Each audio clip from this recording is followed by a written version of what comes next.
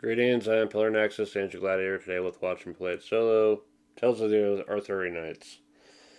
So, continuing off from where things were kind of set up from the Pillarless Tabletop Games video, we still have the tokens out. Have the little solo turn reminder this time. There's no need to pass the book, because there's no one to pass the book to.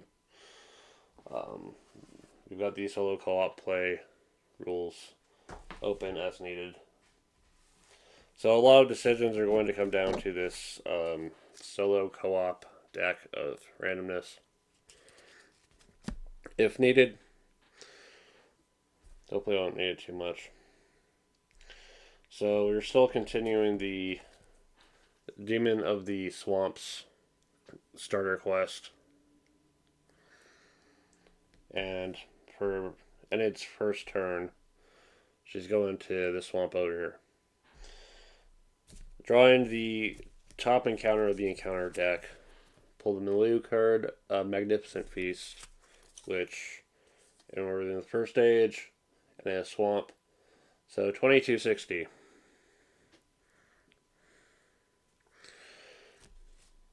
Alright. So before I go any further, the solo and co-op mode has a Destiny pool. I'm starting with a basic difficulty of 35. Whenever I get Destiny, I'm going to pull from that pool. If that runs out, I can start pulling from the reserve. And my victory points are going to be based on how many tokens I pulled from the reserve. Alright, so I made a point to bookmark this section just until I absolutely needed it. Alright. As you make your way through the misty swamp, the sound of boisterous merriment pierces the evening air. Ahead you see a large gathering of dark fae in the midst of a bacchanalian feast. In the center of the celebration, a youthful dark elf laughs and dances in midair. "Hail, Puck!" shout many of his fellows. Alright. A nearby tree, drop 2 more revelers, come join us. Yeah. It's clearly they're drunk and invite for a rare delicacy. Sister takes the other hand for a fairy game. Alright. So, it's between following the brother for the rare delicacy, the sister for the fairy game, or making a hasty departure. So, I'm going to not spoil the decision that I make, but you will see the aftermath here in a moment. So, we're going to go to that passage. Okay.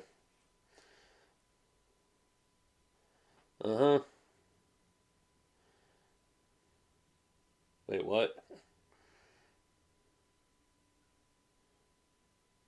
Are you kidding me?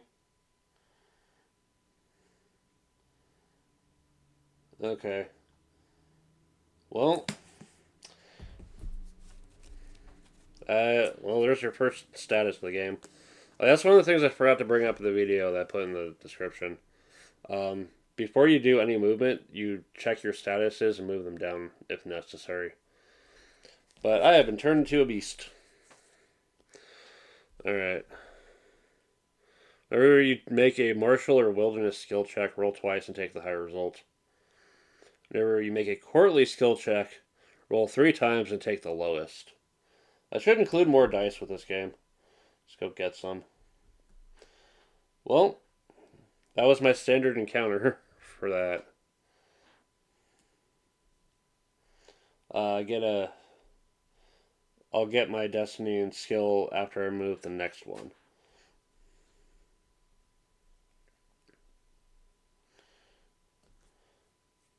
Alright.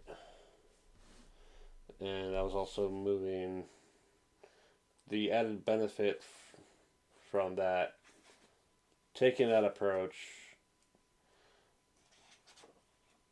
Where does it go? One page off. I just need to turn to the next page. Come on. Alright.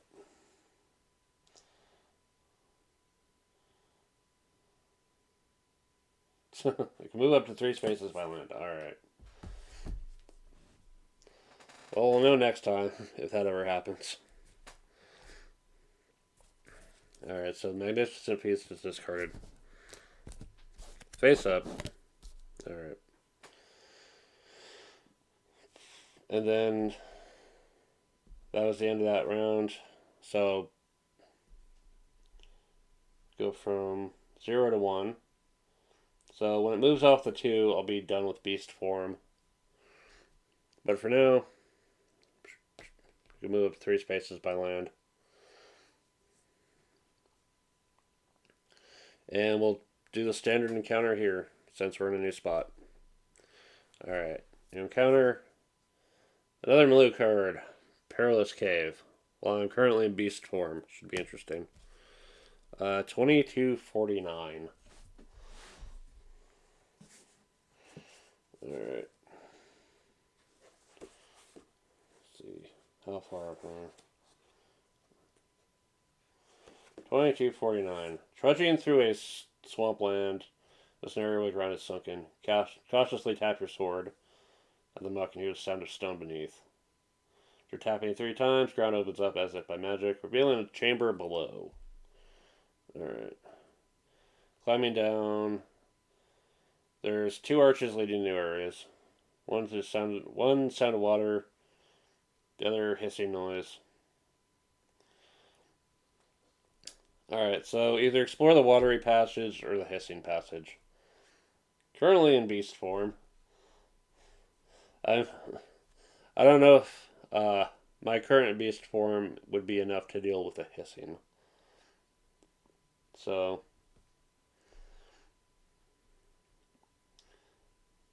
but then again, I'm not sure if my beast form would be best suited to the watery passage either. So, again, I will keep the decision I choose to make to myself and proceed to that passage. Alright. Where is it? Okay.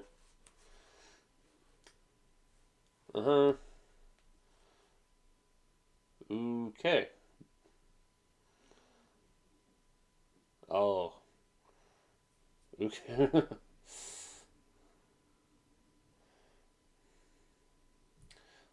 Cool. This is relying on skills that I don't have. Wonderful. But beast form means I've got two rolls I can use to try to beat it. So we'll do the approach that requires the wilderness skill that I currently don't have. And I get to roll twice. Alright.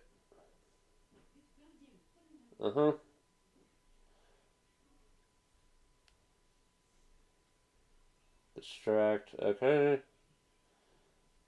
Cool. Ooh. So, treasure. A wilderness skill of my choice. Might as well go with nature lore. And 2 destiny. Alright. We're off to quite an adventurous start here. That was the other part of that quest, which gets me a destiny. And a spiritual skill of my choice. Oop. Should come from the reserve. Or not the reserve, the pool. I'm going to build up wisdom so I can start making room for newer skills. But let's see what this treasure is.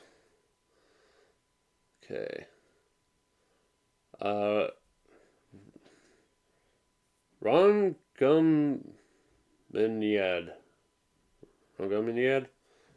It's a spear. Gain 2 ranks of mounted and 2 ranks of honor. If you discard it, lose those ranks. So mounted +3. Honor +2.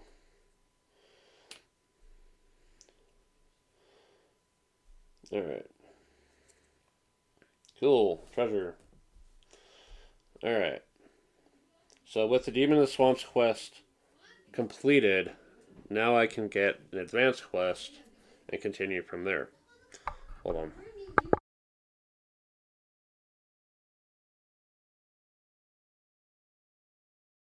I think what I'm going to have to do is continue the solo playthrough later, but for now I'll just preview the next quest I'll have to go through. A Need for Wisdom. Alright, so have another player place request markers on any two different sea locations. So I need to have another player's choice in the matter. So we consult the solo co-op deck and the little table of placing in sea regions or sea areas. So quest markers. See. Let's see here. Setting specific terrain. So on the location closest to the city is shown. Yeah, during adventures, you pass the hovel of a wise anchoress who admonishes you to seek wisdom in places removed from society. Alright, so random city. Carolone. So the closest sea spot to that one is going to be one of those two. We'll go here. And then Scotland, random city, Edinburgh. It'll be closest one will be here. So I've got those two different places to get to. And once that happens, we go to 11:18, whatever that will resolve.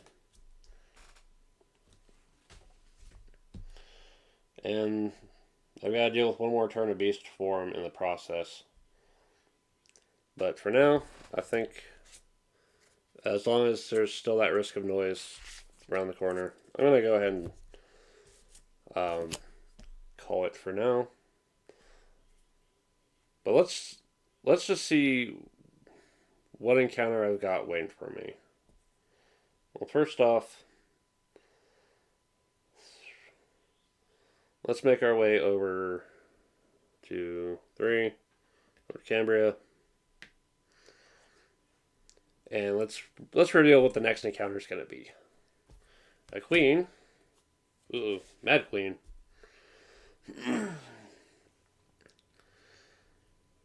Alright. So I'll let you know how this encounter turns out later. But for now, unfortunately, I'm going to have to call it. I always appreciate games having the solo mode like this. I know Tales of the Arabian Nights had a similar approach, but it's a little more. You had plenty of time to work with. You're going to win anyway. So putting this like turn limit and a goal of destiny to reach over the course of the 3 ages is pretty cool. So yeah, if you're looking for an interesting solo experience, Tales of the Arabian Nights, check it out. Thanks for watching. This is Pillar Nexus, and I'll see you next time.